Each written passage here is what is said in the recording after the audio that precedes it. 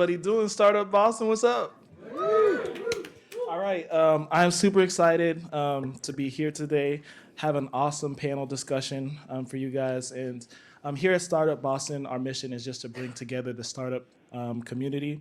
We want to connect, educate, and celebrate the startup ecosystem while serving as a trusted, unbiased guide to the best resources that can help you start and scale your startup or your team.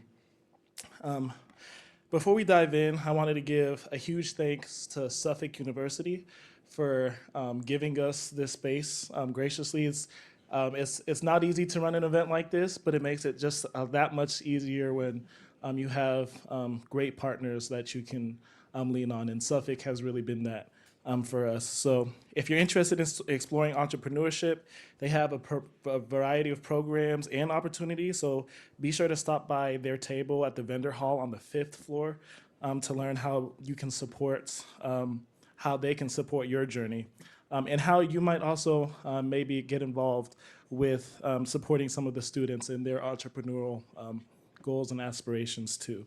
My name is Jacob, your MC for today. But I will actually hand it off and we'll get started here. All right, great. Thank you, everybody. Today's session is essentially going to be about how startups can partner with big companies.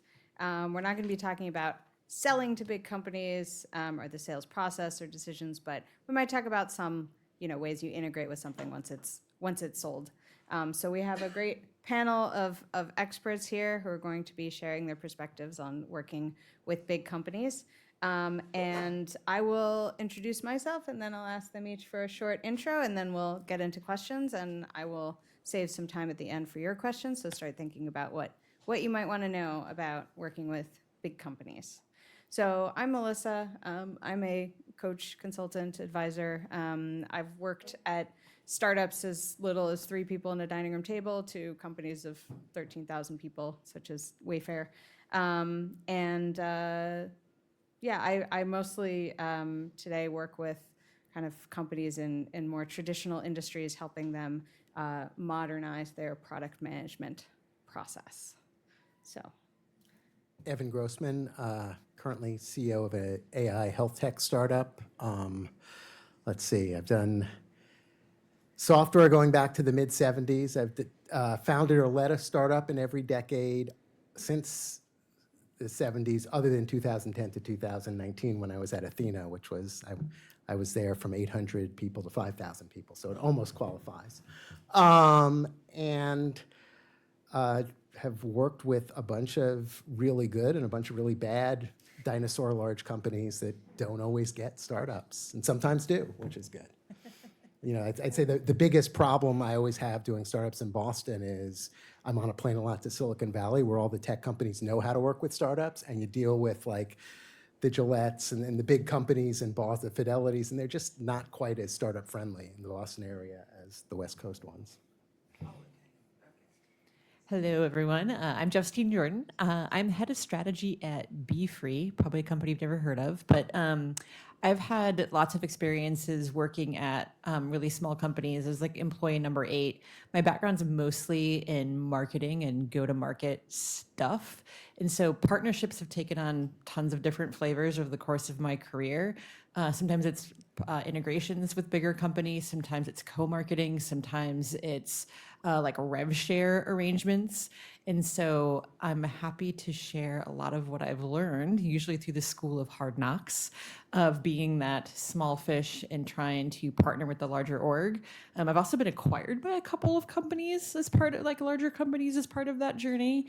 And most interestingly, my current org, BeFree, is a US-based startup, and we're part of a European holding. So I get to live both of those things kind of simultaneously right now, which is its own fun experience. Hi, my name is Shankar Krishnan. I work for Amazon in the cloud division, Amazon Web Services. So I focus on the AI/ML side. I lead a couple of products, Gen AI products. So besides Amazon, I've worked in startups. So I've seen the other side of the equation. I worked in other large companies like IBM. So happy to be here and excited to share my perspective. all right. So we're gonna get right into questions. So one of the big differences between a small startup and a big company is that at a big company, there's just like all of these departments that you've never heard of that have weird names, like procurement.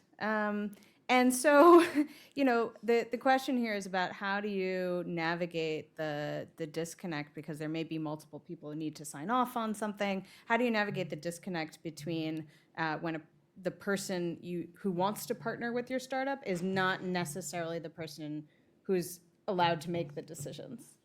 I don't know. Justine, do you want to start? Sure. Before I do that, though, there are like 1, 2, 3. I can see 5, 6 open spots in the first 2 rows. If anyone wants to come and be like teacher's pet, we don't bite. I don't think. Or they just want to sit down. Yeah. I see Been a long day. open seats in like row 4. Yeah. So, So there's a those few are up here. options. There's too. one in row 2, there's 2 in row 1, yeah. So I think one of the things that I've probably like taken away from my experience working in these smaller orgs and also being occasionally on the bigger org table is that like no one is mean, like really, like most humans are actually like pretty kind. And so if you are familiar with Molly Graham, she wrote that like infamous Give Away Your Legos article. She also has a really great one, my second favorite article she's ever written. It talks about black hole words and how you should behold the power of asking stupid questions. And I feel like you should never feel dumb as the small, inexperienced like founder or startup person to go to the big company and just say the hard part out loud. Like, hey, I'm unfamiliar with what navigating your procurement, vendor, partnership, insert word here. And just say like, can you give me a quick crash course in how working with your company works? And that person's probably going to be super happy to help you, and they're going to feel like an expert. They're not going to be like, you dum-dum, why don't you know how that works? So that would be like probably my biggest, most obvious tip to start with. So I think based on my experience, let's assume you're selling into a specific business line. Getting them really excited, having a champion over there helps a lot, because if the business line is not supportive, you're not going to go any far, right? So once you get the business line or a stakeholder excited and they're bought in and they're willing to vouch for you, then you need to understand kind of the budgeting cycle, how they allocate funds, etc. And so then you have to interface with finance teams over there, maybe directly or indirectly through the business stakeholder, and then procurement comes into the picture, right? Because unless there is money that is available to be spent on your product, unless there is business buy-in, it doesn't matter whether you're engaging with procurement or not. Procurement typically comes in when, say, business is happy, there is some funds there, and then procurement is generally focused on negotiations, on pricing, and getting the contractual stuff done, right? The one key thing I'll point out, especially now in the AI world, what I'm seeing is legal is getting involved pretty early, especially in EU. There's the EU AI Act, etc. And so you have to navigate legal from the get-go, who are having a very standard sort of very detailed questions. Hey, help me understand how you train your models, or what kind of technologies you're using, etc. So just be mindful of legal, which is showing up increasingly more these days. We want you to use everybody else's data to train your model, but not our data. We want to be free riders on the data game. I see all the time from legal. I'd say the one thing I'd add on, which is probably general in partnerships, is, because there are ones that don't have to go through procurement if it's a channel partnership or something else, but there are not a lot of organizations out there that are like, oh, we just need better products for our sales force to sell, so we hope a bunch of startups give us products to sell. Like that's not a realistic expectation.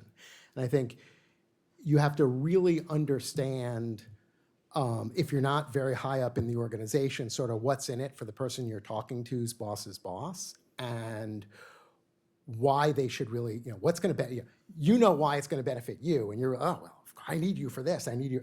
They don't give a shit why you need them. Like, they need, you have to make sure you've got enough compelling reason that they're going to stay with you, and that it's going to get high enough up that they'll tell legal when they have an unrealistic demand to back down, or they'll tell someone else, right? Because otherwise, if there's not a big enough incentive to make the partnership happen, people aren't, especially in a large organization, just aren't going to spend the political capital or don't have the capital to make it happen. That's a great point. So like it's less about just navigating like the departments that your startup probably doesn't have, but that's also a part of this is that like, when you're small, I remember I used to wear 10 different hats. And so there might be more specialized hats that that company has that you need to navigate. But that's where, again, I come back to, I think of my experience at Litmus when I was trying to work with Salesforce. We wanted to build an integration in their product. And just knowing the right person to start with, speaking of like who can your champion be, was like a giant black hole. We had no idea where to start. Like the obvious ins, like an integrations team, the partnerships team, not interested. And so I think like asking those questions and like not being afraid to kind of be like the dum dum, because if my memory serves me correctly, the in that we finally got in that situation was we found an advocate and a champion in like the product marketing org that really believed in like the value that the solution could bring to their segment that they were responsible for. And so once we got them bought in, then they went and did the selling internally to, all the other people that had to sign off and like make the deal happen. So it becomes, I don't want to say the word like political, although it can sometimes get political. It's often like you need to know who you need to influence to go like get an in the company.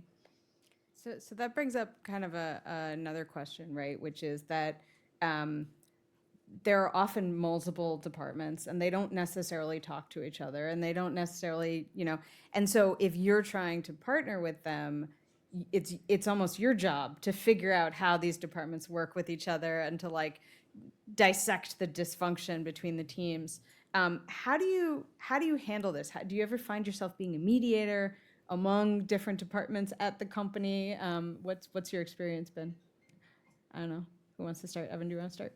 Sure. I mean, I think it's sometimes, depending how long you've pursued an organization, you may actually know people that your contact doesn't. Like, oh, well, I've dealt with so-and-so in legal when we did this other deal, right? So sometimes you can actually bring people together. But I like the dumb question approach. It's like, well, who else is going to need to approve this? Like, I haven't met anyone from legal. Like, what's your process for that? And just sort of make sure, especially if you're dealing with some more junior people early on, like, okay, so take me through another deal like this you've done before. How did that happen? Like, who had to be involved? And just, they just get them to lay out the process if they know it. And if they don't know it, that's at least a yellow flag, right? Mm-hmm. The other problem with large companies, and I saw this a lot during COVID, it's like some people, I'm convinced, even in this day and age, feel like they're worried they need to justify themselves to their boss, so they do RFPs and they do, oh, we're learning about, like, especially in AI, like a lot of people just want to learn about it. And so there are a lot of tire kickers out there who actually are never going to partner with you. And figuring that out early on can be helpful too. So trying to figure out if you're a consideration or if you're a comparison. Right. Or just like your free education for them. Mm-hmm. Like, oh, I'm trying to learn a little more about AI in this field, like that, right? So there's a lot of people that may start talking partnership, but what they really want is just to get some information, learn a little, look busy, but not actually go anywhere. I'll again talk about the Salesforce experience. It's probably a pretty good one that I learned a lot from. Like one of the things that happened as we were trying to, again, convince this organization to build an integration with us is that I had never heard of like sales spiffs. And I know that sounds ridiculous, like me sitting here now. I can't believe that young, naive Justine didn't know what like sales incentives and sales spiffs were, but there was a time where I didn't understand how that worked. And it just never occurred to me that could be such a strong, like, motivating force inside of that organization for why they didn't want to build with us and they wanted to stick with their status quo, like, crappy solution. And so, like, to understand, like, what were they incentivized by and what was their motivation and, like, how could we appeal to them? Again, just sort of, like, getting in their brain and, like, thinking about how, like, the larger organization works and what could motivate them to change. I think was also a really interesting experience and something where, again, like if you're not afraid to ask like the right questions, I don't think they're often shy about it. It's just that they assume that what they know, and I think that's true for most people in most situations. Totally. Yeah. So like, do you have a rev share? Do you have a spiff? Like whatever, like how do decisions get made here? and like what's important to the company at that point in time, and how can you align your offer, your partnership offer, to what they're incentivized by. A spiff? Oh, thank Yeah, you for asking. I was going to ask that too. I forget what it actually stands for, but it's basically like a kickback that like a salesperson gets. Like in our case, if they sold an integration, they got like an extra commission. Yeah, Yeah. I think it's probably sales promotion for something, but yeah, Yeah. typically a spiff is different than a commission, and a Yeah. spiff is like a one-time, like, okay, we'll give you an extra $50 if you set up a meeting, or if you sell Yeah. this. Or if you sell this instead of Or- this, we'll give you an extra $50. So it's, and yeah, look, salespeople are coin operated, that's why they're good, if they're good salespeople, right? So that's Typically what for works newer with- products that a company is trying to push, right, they give spiffs so that, it incentivizes the salespeople to sell a newer product, which may not be easy. Right, simply above and beyond the regular commission structure. Can you just walk us through a case you have negotiated from a startup site to a large organization? Just walk us through to whom you have initiated with HR, or you have initiated with someone on LinkedIn, then what happened, and how you got to the point that you could initiate your own collaboration with a larger organization. So for anybody who couldn't hear or is online, the question was, can you give us an example of how you actually got to the position of discussing the partnership with this company? Was How it? have you succeed that? I can just keep using the Salesforce example. So my situation was a bit unique, but this might be a lesson in like leverage your network, maybe. So I worked for a little MarTech. It was a startup at the time called ExactTarget that eventually got acquired by Salesforce. And so while I was at ExactTarget, I was trying to advocate for this partnership even when I worked there and before ExactTarget got acquired by Salesforce.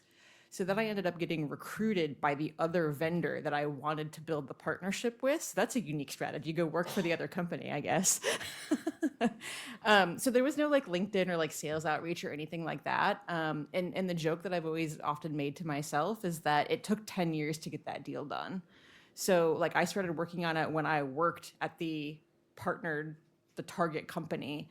And I finally was able to kind of like get it done in like the last year that I worked like at the other company, because I worked there for 8 years. As a startup, you have to wait 8 years. Well, I was going to say, like, I think the lesson there is like be persistent. And again, like it just took us so long to figure out like how do we navigate the spiff with the old vendor? How do we find the right champion internally? Even from our perspective as the vendor that wanted to integrate against Salesforce, we didn't even have the right integration model for the longest time. We had like an OEM white label model, like you could, the integrating company could integrate our solution and brand it whatever they wanted. And so it wasn't until we completely changed the integration model and we had a bring your own account model where we owned the relationship with the customer, and then they logged into our solution basically like with an iframe inside of the other product, right? And so that got rid of the whole need for them to do it on their paper. And it was all, we own the relationship, we own the money part. We kind of simplified the process for them where they could just plug it into their tool and like leave it, right? And so that was, I mean, years of school of hard knocks, like learning, failure, the whole nine yards. Yeah. Hopefully, by attending this panel, you'll pick up some things that'll Yeah. make it take less than 8 years. But I think that's, the idea of curiosity and asking questions and like, does this model even work for you? Am I even talking to the right person? Those kinds of things can speed things up. Yeah, I don't know if you do have. Yeah, I think a couple of thoughts. That if let's assume you're building an integration today with a big tech company. I mean, the technology integration, most of the spec and code, how you want to integrate, that's already out there. The challenge is how do you navigate through the go-to-market and the sales machinery so that their sales teams can start selling it. That's the hard part. The technology piece, if you want to integrate with Salesforce today, they have all the information out there. You can integrate. It's not a heavy lift. But specifically thinking about large companies, let's assume you're selling into a bank or insurance company. With AI, there are a lot of opportunities. You don't have to you can do a very tailored demo. Like you can use synthetic data where you can say you can replicate the use case of you talking to a sales agent, right? Let's assume your software is something to do with improving sales agent productivity. So you can go in and like, hey, let me show this use case tailored to insurance, where you have created a demo for say any big insurance company, and then you go in there and you demonstrate it, right? That is the initial wow factor, which will then pull you in.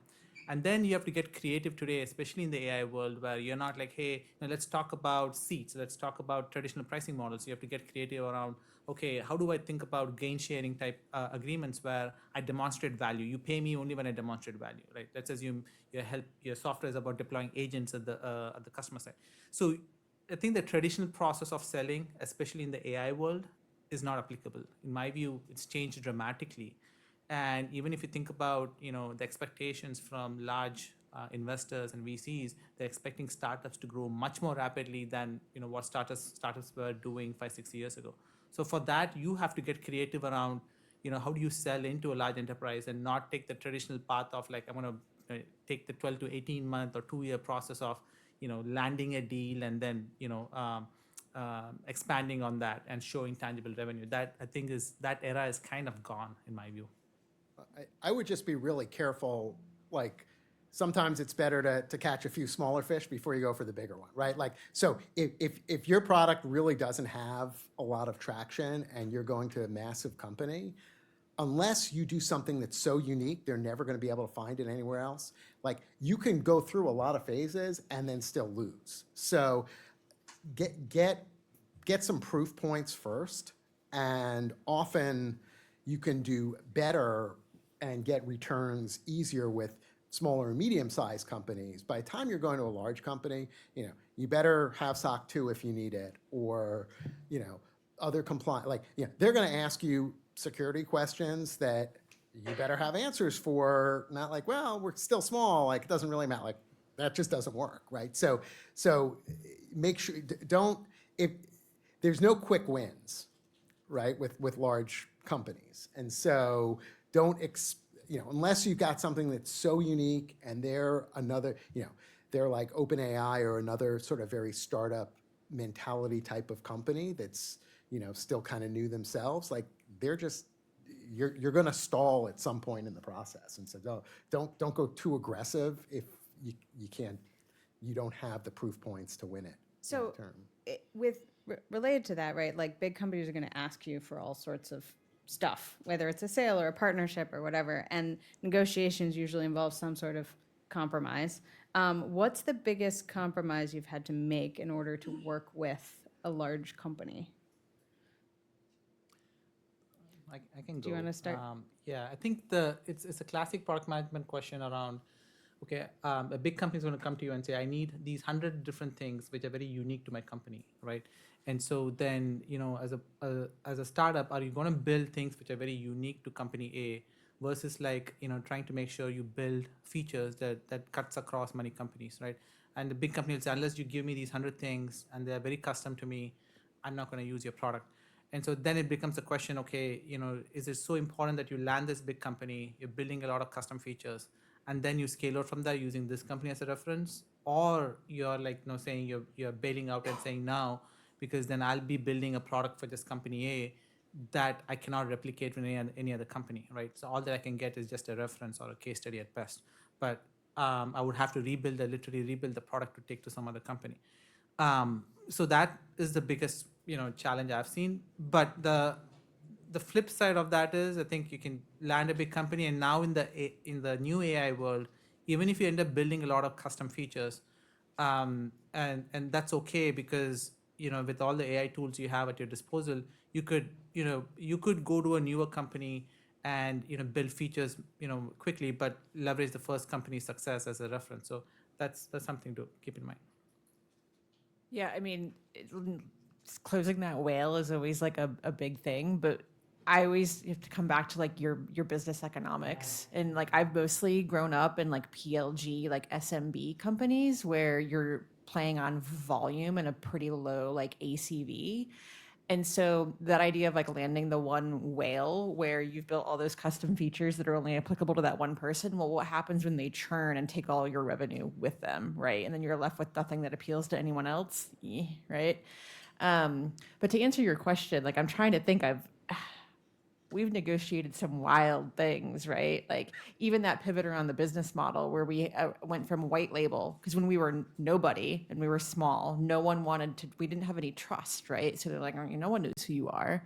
But as that startup got more brand credibility around our solution, more and more of the vendors were willing to take that bring your own account where we own the relationship model and actually started to prefer it because they wanted to leverage the brand credibility. So it's like know your levers, I guess, when it comes to those negotiations and like what are you good at versus like what's the partner good at is probably where I would take that. Yeah. Trying to think what I haven't given. Right? I've given up. What haven't you given I've up? given Yeah. up indemnification liability. In the past, I've given up hosting. There's, but on the other hand, you got to be really clear that you're going to do a deal that the more you're giving up, the more guaranteed the return is. Right, so doing this one-sided, oh yeah, you'll have exclusivity for 5 years, and even if the sales are zero, you keep that exclusivity. Probably not a good idea. Right, so and by the way, every client that wants custom features always thinks that's exactly what everyone else in the industry wants, and they're doing you the biggest favor. It's rare they say, oh no, these are just for us. They're like, oh, everyone else wants it. Like, no one else has ever asked for that before. But yeah. But at the same time, you can use a big customer to fund development of things that other customers will be able to use, right? If you pick the right things that you're going to do for them. Actually, my current org has a deal like that right now in the pipeline where they still haven't even closed. And we've built a couple of things that they asked for.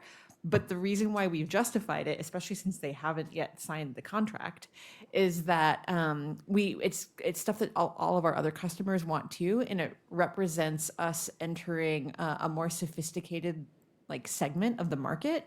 And so it's like a part of a bigger strategic bet that we're placing, and it was just a little bit of extra motivation to pull the trigger, Yeah. And sometimes a lot of that, I've given up forking code before, although most of the time when someone asks for something, I can if we put you on your own release, here's what's going to happen, right? And here's why you're going to be unhappy in 3 months, and then I'm going to have to charge you extra maintenance, right? And so you take them through that what they think they want probably won't actually achieve what they're trying to do. Okay, so tell me why you're burnt, what do you actually need that for? And then you get them back to, okay, how about we solve this in another way so that you don't end up giving up something that you kind of know, if you've been in the situation before, it's going to be bad for both parties long term. But yeah, I can't think what I haven't given up. Yeah. I've never pimped out my children in any way. That's probably good, right? I mean, or my spouse, right? But other than that, anything's negotiable. All right. So, so we talked about, how you might avoid becoming a custom dev shop, right? You explained to them maybe why that's not good, or you pick the things that they want that other people also want.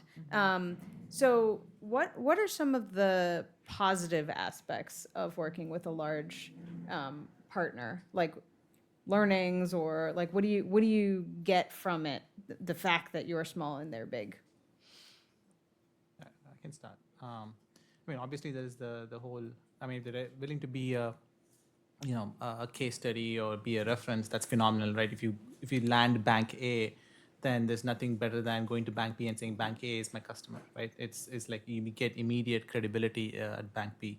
But more importantly, as a startup, you may have a fantastic product, but the enterprise needs may not be immediately known to you. So as a big company, as they roll it out, the learnings from it in terms of how the end users are using your product, what's working, what's not, that is very, very educational. So small things crop up. Regulations was something that was brought up. Regulations are important. Localization, how you tailor your software, especially if you're expanding internationally. Things around how certain processes are different across various countries, etc. So those learnings become so crucial to you, and then you understand, okay, this is how a big enterprise operates, and that becomes like, very important. Some of it you could bake into your product, and it makes it easier when you start, if you start with a big company, it makes it easier to go down market, right? Versus like starting from a smaller company and then jumping to a larger enterprise. Yeah, I mean, I just really encourage people to make sure your company's ready. Like, there's so many little things. Again, I'm on the tech side, so I just think product, but like, you know, I've had products that the drop-down menu couldn't support 50 options or didn't have a search option, because then all of a sudden you have someone with 300 departments and an alphabetical listing doesn't cut it for them. And like, so the number of small things that you need to do to actually service large customers is really big. And things you think, oh, I don't know, this one restaurant is the same as McDonald's. Well, at the one restaurant level, yes, but what they need to manage it and provide the central visibility and control is totally different. And so just make sure you're ready and you're prepared to do a bunch of these like hidden scalability tax things, like all the config menu. I mean, there's just, you can go through later, the globalization, the localization, all of that. And I don't care how automatic it is in the browser and the operating system to manage different currencies and different languages. It's not. Your product will not support it. The second one's the hardest. The third one usually gets easier. Time zone math, that's always a good one too. Well, which is the server time. Yeah, like the well, like we had a hospital product at a pretty large company that almost killed people every time on a time zone change because they didn't get 2 doses or not. Like even if you do the time zone math right, are you handling the 2 a.m. nurse shift when it switches when it's 2 a.m. twice in the same day? And it's like so even scaling from a single doc practice to a hospital is very different and stuff like that. I guess I'll just lend a slightly different perspective, one that's more like, again, my marketing focus, maybe less product focus, is that one of the things that I've definitely intentionally leveraged with partnering with larger organizations is like a test before doing go-to-market into a new geo or a new audience or a new industry or whatever. And so a really good recent example is that we've been toying with getting deeper into higher education institutions. My company makes like an embeddable email page builder thing that works with anything that sends email or builds pages. And so one of the things that we were trying to figure out, there's some like really specialized higher education, like MarTech tools out there that we're like, do we want to partner with these folks or not, right? And so we started just by like sponsoring their trade show and sending a couple people to go like talk to their users and basically just do like guerrilla market research at their user conference. And it was a pretty like low, dollar bet, like to go do that market research that really was just like a go-to-market activity and less of a product building activity before we decided, hey, do we want to go invest in like building integrations against these other like MarTech companies? Let's go learn about the market first. So you can still have like a win for your company without making this massive product commitment.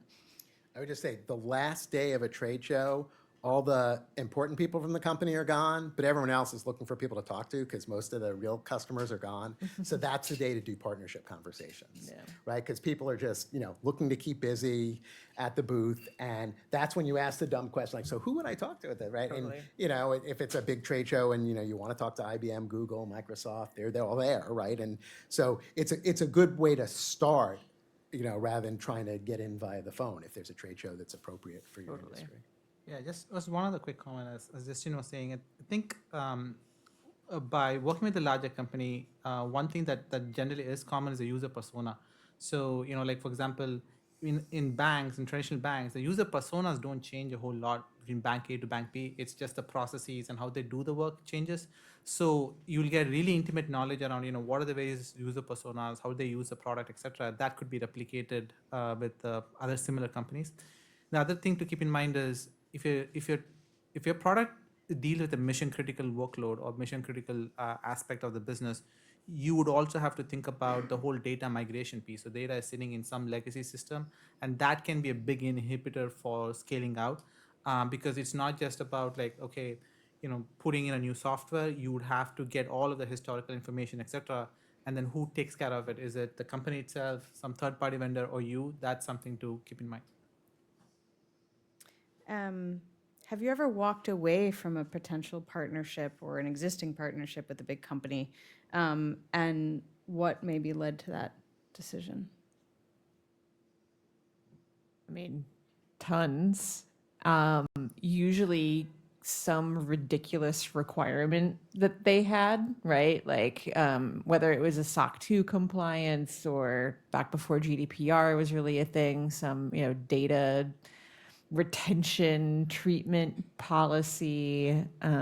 Rev share has been another one that's like ended deals. So yeah, there's been just like, what haven't we negotiated? What haven't made you walk away, I guess, right? Yeah. Well, but if the upside's there, right? Like I walked away from a big deal with Mayo, which is one of the largest health systems, because it was very clear there were three parts of Mayo: one that makes investments, another that actually manages the doctor, and a third that does IT. And the people that made investments were basically, they were incented to get free equity in exchange for giving us their IP, which was worth pretty little to us other than the brand name. And so they kept trying to do a deal like, okay, so how many doctors would actually use our system? Well, we can't guarantee any of our people would use it, but we'll get you introductions. And it's like, at some point you got to figure out, like, especially in these large organizations, there's people with very different incentives. And we wanted Mayo's doctors to use our system. We could give a shit if their IP fueled it or not. We were willing to have it fuel it, but we weren't going to pay like millions of dollars up front for maybe the hope that their doctors would use it. So that we walked away. We kept pushing back, and we kept giving them opportunities. Like, okay, well, we'll do it if you do this. If they were looking for a % rev share on the back end with no guarantee we'd ever get. I was like, yeah, this is not an attract. We like your name. It'd be nice to be able to put you on our website, but not that nice. I think, IP is a big one. Like if they're not willing to, or they want to take over the IP, that's a problem, which means that you're just doing free consulting work. The other thing that comes to mind is if your software or whatever you're trying to deliver as a product or service, if that is an existing spend versus a new spend, if a customer comes to you and says, I'm willing to spend, X millions of dollars net new spend, and it's just because someone wants to show that they're trying to do something innovative or new, that's not going to happen. But if it is largely existing spend, then there's a chance that you making the investment would pan out in the long term. So just be careful, like where the money is coming from. I've had situations where exec is pretty excited, they want to do something cool or new because they want to position that department or the product as innovative, etc. And they bring in a startup and they work with the startup. But end of the day, the dollar is not there, the money is not there, and that's a huge problem. So then you just walk away rather than spending 3 years, and then at the end of it, there's no revenue. But most good salespeople ask up front, so is this budgeted? Like, what budget is this in? Right? I actually thought of another marketing related one. So I've walked away from several like co-marketing deals because it was more important to the other company to do like a lead share. And I think this is where your company values and like where your customers' expectations really play a role. It's less of like a financial like walk away and more of a values based one. And so I've spent most of my career in email related startups, and in the email world, permission and opt-in is a like just key tenet that a lot of people really care deeply about. And as a brand, if we would have given like our customer lists to our partners as part of a co-marketing initiative, that would have really tarnished our brand and like tanked our reputation with that group of people. And so we had to be really careful about navigating all of like the data share permission opt-in stuff when it came to co-marketing and the go-to-market end of things. And that definitely was several situations where I wanted to partner with a much bigger organization because they had much more reach than we did, but they had completely unrealistic expectations in terms of like us sharing their data with them, which was going to be, I have one more question, and then I'm going to open it up to audience questions. So start thinking about what you want to ask. What has surprised you the most about the inner workings of a large company?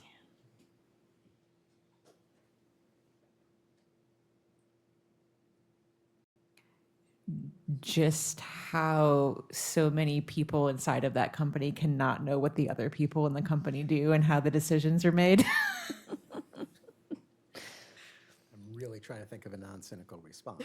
I mean, there have been some, I've done great stuff with Microsoft. I've done great stuff with IBM. Like, I think when they work and the flywheel starts spinning, you can get a lot done, right? But just make sure you're, right? So I've always, but yeah, I'm always surprised by how many people within the company are just totally unaligned on what the company's trying to do and or what you were told that someone pretty high up, like, well, the CEO just said this was a priority. Yeah, we don't believe that. Like, it's the disalignment is pretty. And The CEO cares about that, but my bonus is based on this. Right. That's what the misalignment of incentives. Right. Right? Like, I'm incentivized by spend this other department is incentivized based on that. These are in complete opposite with each other. And like, I don't know. Good luck. Yeah, I think the incentives is key because these days, especially with if an AI tool is disruptive, then you have shrinking of budgets, right? So you're saying basically you're saying for every $1 invested, there's going to be a 5x return because your productivity is gonna go up or something. But then the exec is like, my budget is $100 million. You're going to tell me next year I'm going to be spending $20 million, right, on the budget side of the house. Maybe revenue goes up, but revenue shows up in a different P&L, and that is a problem to an exec. They don't want to give up that budget because it's not just spend on software, it's spend on headcount too. They don't want to give up the span of control they have of 500 people because now they don't need 500 people. They need probably just 50 people. So those kind of politics come into the fray, and how different business units or different divisions navigate through it becomes very tricky. The other piece that's coming increasingly, as I mentioned earlier, is legal. I didn't imagine legal become so powerful, but especially in the AI world, legal has become very powerful in enterprise companies, and something that I had to navigate through. Very true. All right. Audience questions. Oh boy. We'll start here in the front. Let me hand you the mic Jake's first. got the mic to pass out. which makes For it your super bravery easy. of sitting in the front, you get to go first. Check. So thank you on touching, like you guys just sold my product to everybody. So, so basically, so what my product does is it builds swim lane business process maps across organizations. So how AI creates images or songs nowadays, my AI creates a swim lane business process map, who does what when. So you can remove delays, your approval wait times. You can remove prioritization differences. Now the thing is, I'm post MVP. I spoke to a couple of people, touched into my connections. Half my connections are on Amazon.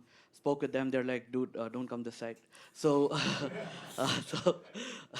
so my question is, how do I know my product would be used really well in bigger companies, large, mid-scale companies or large companies or companies that are trying to scale, because it's, the more the people, more difficult it is to manage processes. So how do I break into bigger companies with just post MVP, kind of under getting a founding customer, where I can work with them to, even if it's a profit share, sorry, not profit share. Even if it's like, I'm saving you $100, give me 30. Even with that, they want a enterprise-ready product. So how do I navigate this scenario? I mean, I think in general, I don't know if you've ever read Crossing the Chasm, which is a great book. I think you have to find someone who doesn't need your product, someone who's desperate and like they're out of a job. Right. The people that need your product are never going to be the first buyers. Right? They'll all benefit from it, but they got other solutions. They got large staffs, executive assistants. Like, sorry, like, yeah, I'd love to save money on swim lane mapping, but when you right, and so you've got to find someone that either just lost a bunch of staff or lost that is desperate and or is brand new and trying to be innovative. And can't tell you how to find that person, but that's probably what I would do, because the first purchasers are very rarely ones that are sort of they have a reasonable existing solution, but they're always looking for more innovative stuff. Like, they don't buy new solutions. Yeah, the thing that comes to mind to me is like, what's your real competitor? And from what you described, your tool kind of sounds like you might be one of those things that's competing against like a spreadsheet, right? Where like, No, we're competing against a Celonis, but we do it better, like a Celonis or a SAP Signavio. okay.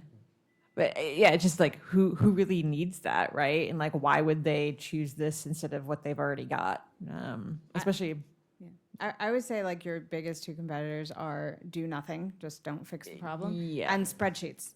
Those are the two. I feel like those are the two biggest competitors for like every product. Yeah, doing nothing and a spreadsheet. Yeah, Yeah. yeah. Yeah. But yeah, like figure out the person who's just really interested in the. Or, right, I mean, you go with the freemium, like, I don't know the product, like, when people, I don't know if people remember how Salesforce started in the 90s, but, right, they basically made it free for anyone to use in a department, and, you could use it up for up to 5 users, and so all these people, didn't need IT's permission because IT didn't control what was on their browser, and they're putting these little CRM systems. And meanwhile, it was taking 2 years to get Siebel to add a feature or whatever they needed. So people were just starting to bypass corporate IT to put stuff in. So if you've got a solution that people can use on their own, and there's a way they can discover it, and the first 5 maps are free, but then like there might be other ways that you sort of Trojan horse into the bigger companies. But I think getting a bigger company to adopt a new technology like that is super hard unless you find someone who's just so visionary and so creative. I don't know Champion. what they're doing at that big company. Yeah. We'll come to you next. Hi, my name is Todd Benjamin. My question is a little bit the inverse, and what my question is for our product, we see large companies, some of the biggest companies in the world, who are doing something that is exactly what we want to do. So we want to take that information and show it to smaller companies and say, hey, look, these big companies are doing exactly what we're talking about for themselves, and we want to do it for you.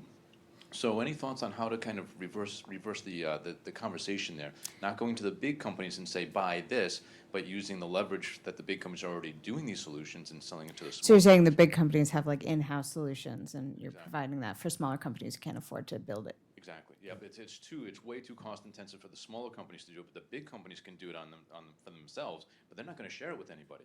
And so we want to do it for the small companies and share it and kind of go bottom up instead of top down. But that's like a classic FOMO sale, right? It's like, and especially with AI, like, hey, here are your 5 big competitors, right? Here's what they're doing. We can make you as powerful as IBM and Microsoft, or as powerful as Coldwell Banker and the other big real estate company. So you basically find the smaller companies, figure out who the large company. What if we could give you, what if we could give you restaurant, the same functionality that McDonald's or, who owns Red Lobster? The big restaurant companies have. Like we can give that to you and give you put you on a level playing field.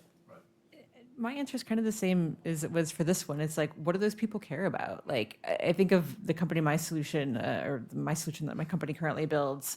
What because we sell to big and small companies. It's kind of interesting how we are all over the map. But what's universal amongst all the people that are making that decision to buy this thing that they embed is it boils down to it's a build versus buy decision for them. They could either invest their own product and dev resources into building this thing, or they can just buy it from us. And so the things that it's like a psychology game, right? So like the big companies, what we normally run up against is like a product owner that has a lot of pride. They're like, well, I want to own that. Like, I want to build that. I want the win from my team to say we invented this, instead of it's like perceived as like lazy to like buy the thing off the shelf and plug it in, right? So much of it is like a psychology game. It's like, well, what does the big company care about and what does the small company care about? And is there some common ground between the two of them where you can appeal to what matters to them, or that sense of like what's important to them, right? Yeah, I would just add on to what he was saying. Essentially, if you take the example of restaurant point of sale, right? It is your software more to do with it's a must-have or nice-to-have, right? If it's more of a must-have, like a restaurant point of sale, which typically every restaurant owner wants to, over a period of time replace, then you had some of the cloud companies come in and they provided better options, right? Then it's only about your go-to-market or channel, right? How do you go reach these people, either searching online or you go door to door. So you have to figure that out. If it's more of a nice to have, then you need to spend time educating and going and meeting them in person. Like one company that did it in a very creative way is, and there's this company called I think it's called Zero, which provides accounting software, right?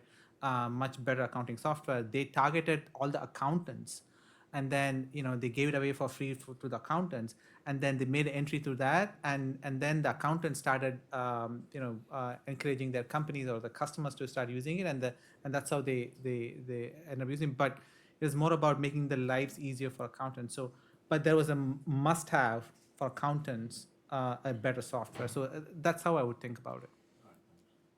A question over here in the green. Thank you, everyone. My question is, I've talking to a health system. We do a physical product, not IT, AI, or anything like that. But they were the one that suggested we do a partnership with them. But now I'm a solo founder. We haven't launched yet. We're launching next year. But I'm really concerned about the negotiation because they're a $35 billion company and we're like a $0 billion company. And so I'm worried about getting screwed over, and I was wondering if you had any tips, suggestions, ideas around that. I don't know, do you start high and then be prepared to be screwed down, or like, yeah. Screwed down. I do healthcare every day. I mean, know what they're worth.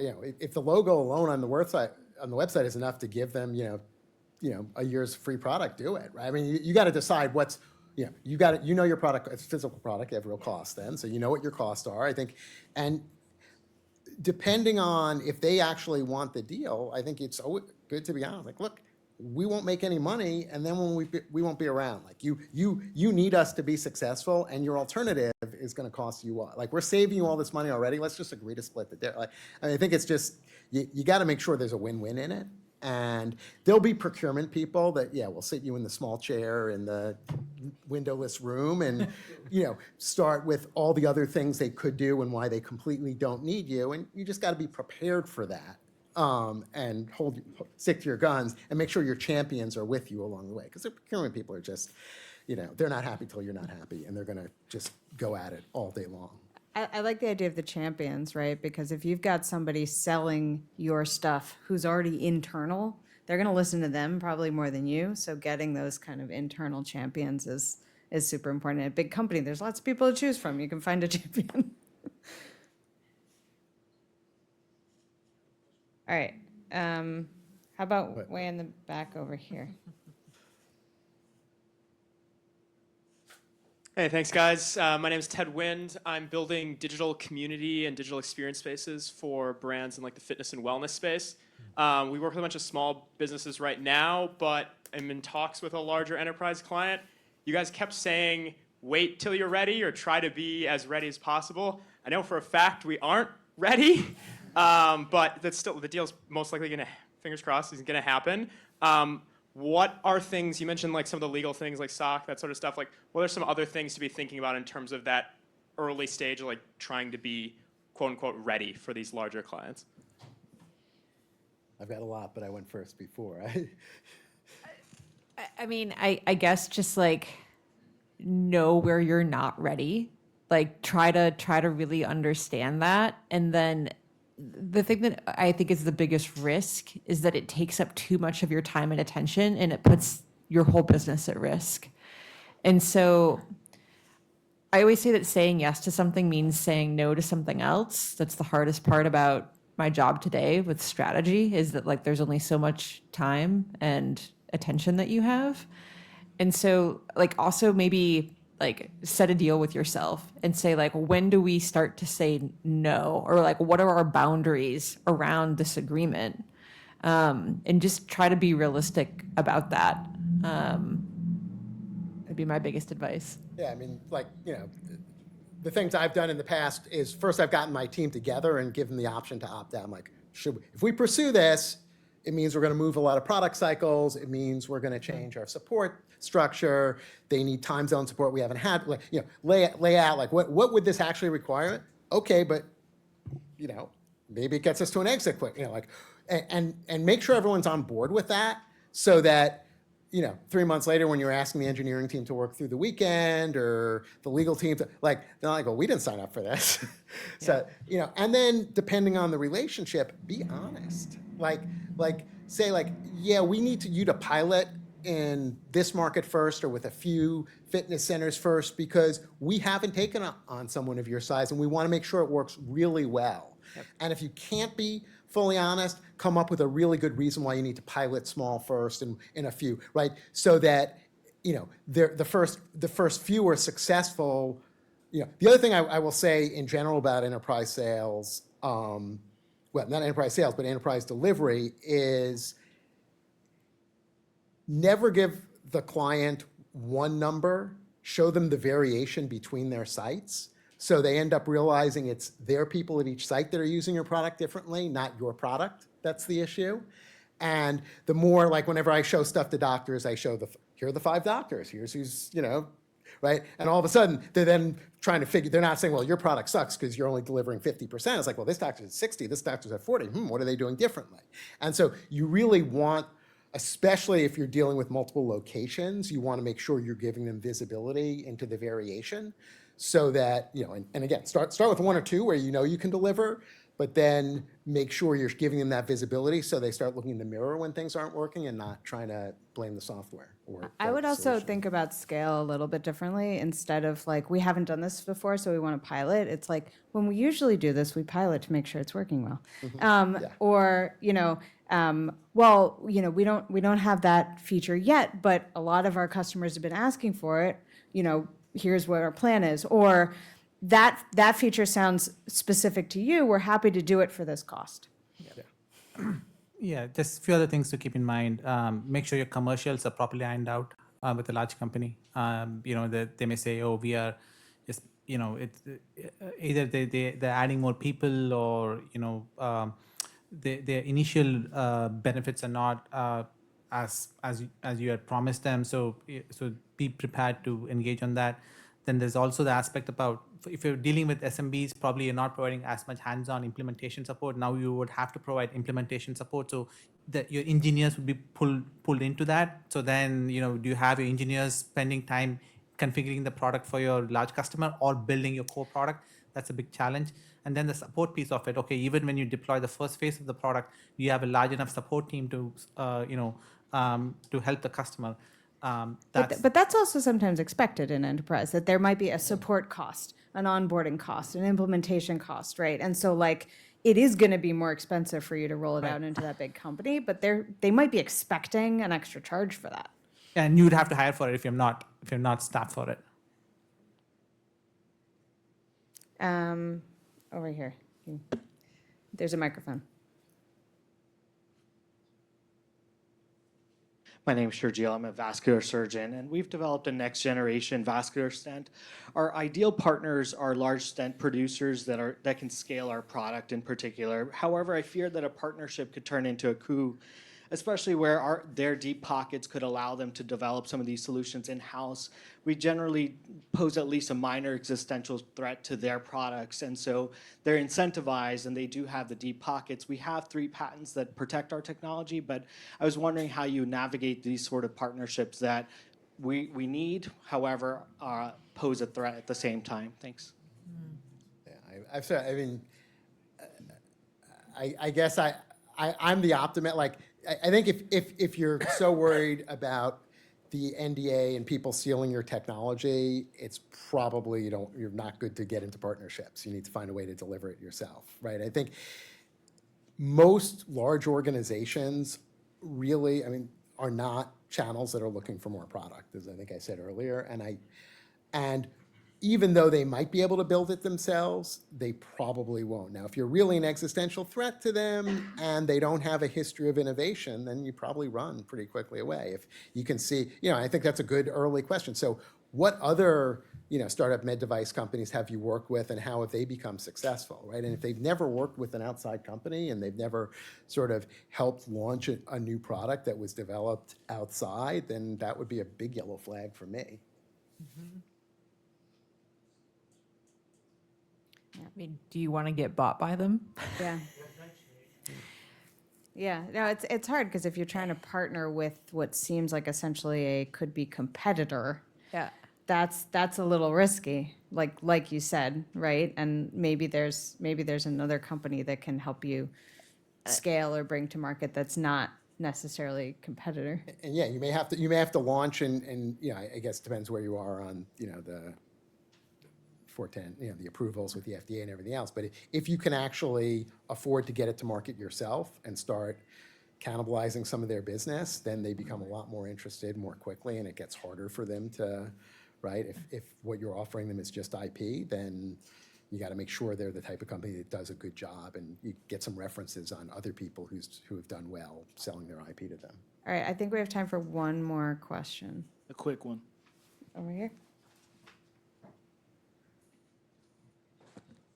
Hi, I'm Sam. I'm trying to build a drone show company that is like 100x cheaper than the drone shows that are being provided right now.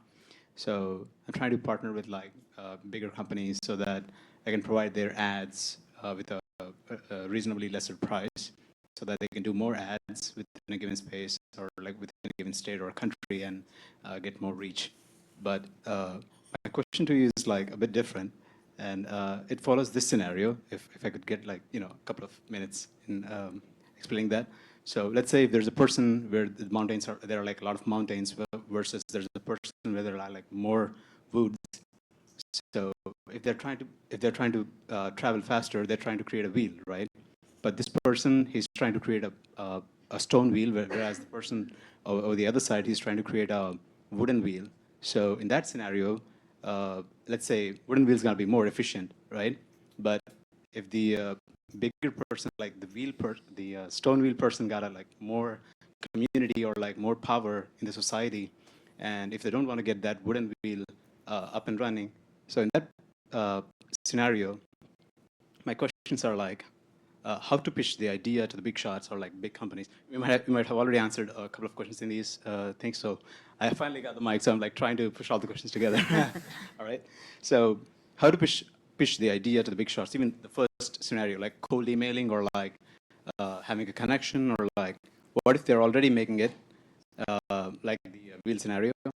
What if they want to shelf it, or like how to know that there's a pitfall, or like, you know, and what's the best option, to let them acquire or like to stay alone?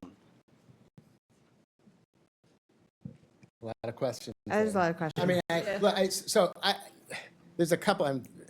You know, disruptive technology is always interesting, right? Because you have some decisions. Do you disrupt from the bottom and go after sort of the people that are very price sensitive, or you do what Apple did with the iPhone and disrupt from the top and come in with a much better solution? And I think knowing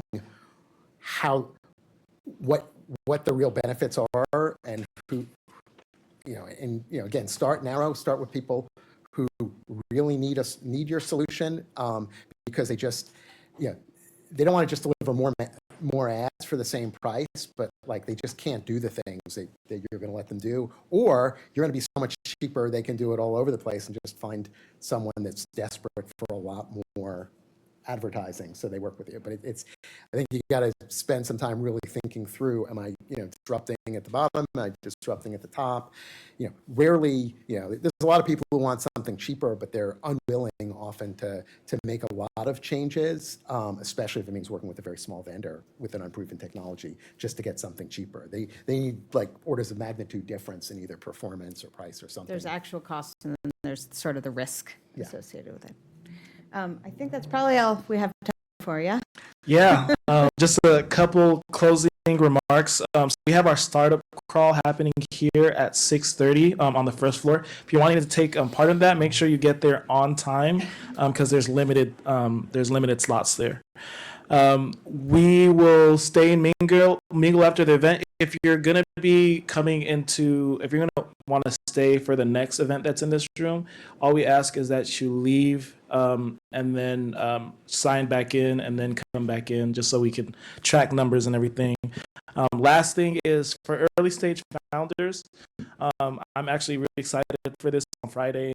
there's going to be at the closing party a startup open mic. So there'll be an opportunity for you to share your startup, pitch it, and get some feedback. So that's going to be Friday. You can talk to people at the welcome desk downstairs if you're interested. So thank you again. Can we give a round of applause for our panelists?